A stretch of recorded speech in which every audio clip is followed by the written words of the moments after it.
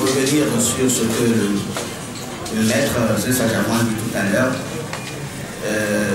Vous savez, il ne faut pas prendre ces histoires que vous écoutez, que vous voyez sur les réseaux sociaux et autres pour des choses vraies.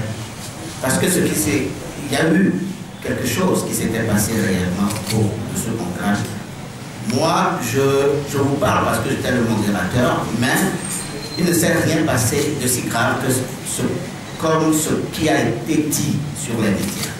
Et il y avait des contre-vérités qui étaient très prononcées dans ce qui avait été mis donc, sur les presses en ligne. Pour ce qui concerne la CENI, vous savez que il y a eu un accord, l'accord de Ouaga, qui dit que la CENI doit être composée de façon paritaire.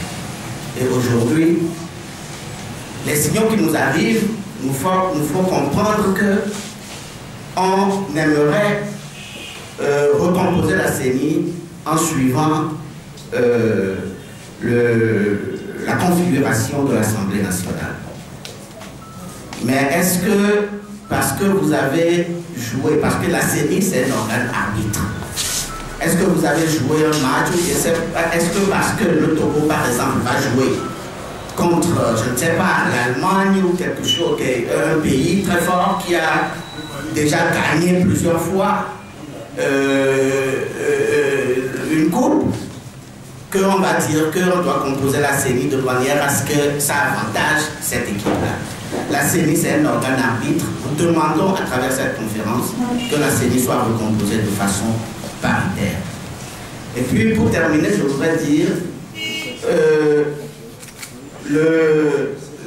les journalistes, vous nous demandez tout le temps qu'est-ce qui se passe au conclave. Vous attendez à avoir les résultats du conclave. Mais je pense qu'il est important que vous demandiez d'abord ce que vous pouvez faire pour aider le conclave à aboutir. Je crois que vous n'allez pas surtout sur ce terrain. Faites en sorte que vous puissiez apporter votre contribution à la réussite de ce conclave à votre manière, plutôt que dès que vous saisissez d'un petit problème, vous jetez là-dessus et que vous publiez cela. Cela n'arrange pas et cela n'aide pas le conclave à avancer.